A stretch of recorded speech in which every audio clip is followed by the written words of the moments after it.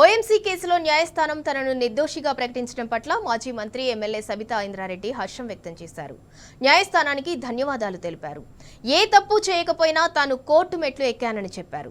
ఈ కేసు ముందు పెట్టి 12.5 ఏళ్లుగా తనను రాజకీయంగా అణిచివేయాలని చూశారని ఆవేదన వ్యక్తం చేశారు.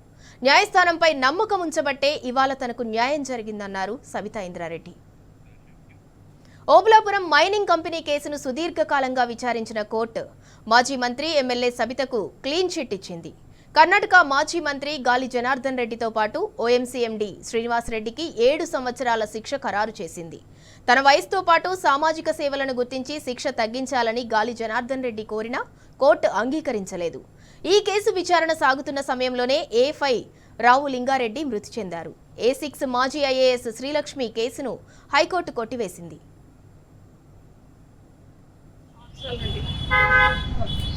కోర్టులో నడుస్తున్న ఈ ఓబులాపురం కేసులో ఈరోజు న్యాయస్థానంలో నన్ను నిర్దోషిగా ప్రకటించినందుకు న్యాయ వ్యవస్థకి ప్రత్యేకంగా ధన్యవాదాలు తెలియజేస్తాను. కానీ 12 సంవత్సరాల నుండి 12.5 సంవత్సరాల కింద ఈ కోర్టు మెట్టెక్కినప్పుడు కన్నీళ్లతో మెట్టెక్కాను. ఏ తప్పు చేయకపోయినా కేసులో వచ్చేసామని ఒక రకమైన బాధ ఆ రోజు ఈ కోర్టు మెట్లెక్కినప్పుడు. ఈరోజు న్యాయ వ్యవస్థ మీద సంపూర్ణమైన విశ్వాసంతో ఆ రోజు అదే చెప్పాను, ఈరోజు అదే చెప్తున్నాను. తప్పకుండా న్యాయ వ్యవస్థ ద్వారా న్యాయం జరుగుతుందని నమ్మాను. న్యాయం జరిగింది. కానీ 12.5 సంవత్సరాలు నేను పడ్డ అవమానాలు, 12.5 సంవత్సరాలు ఏ ఎన్నికలు వచ్చినా ప్రతిపక్షాలు ఉన్న వాళ్ళు అవినీతి పరురాలని, కేసులో ఉందని, జైలు పోతారని రకరకాల ప్రచారాలు చేసి మాట్లాడుతున్న సందర్భంలో ఎంతో బాధపడ్డాను. అట్లా ప్రచారం చేస్తున్నా నా నియోజకవర్గ ప్రజలు కానీ, నా జిల్లా ప్రజలు కానీ నా మీద సంపూర్ణంగా విశ్వాసాన్ని ఉంచారు.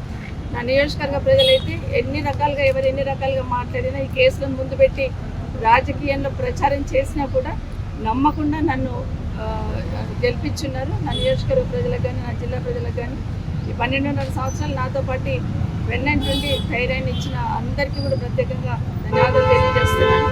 మరొకసారి భారతదేశంలో న్యాయ వ్యవస్థ న్యాయం జరుగుతుందని ఒక విశ్వాస నమ్మకాన్ని కలిగించింది.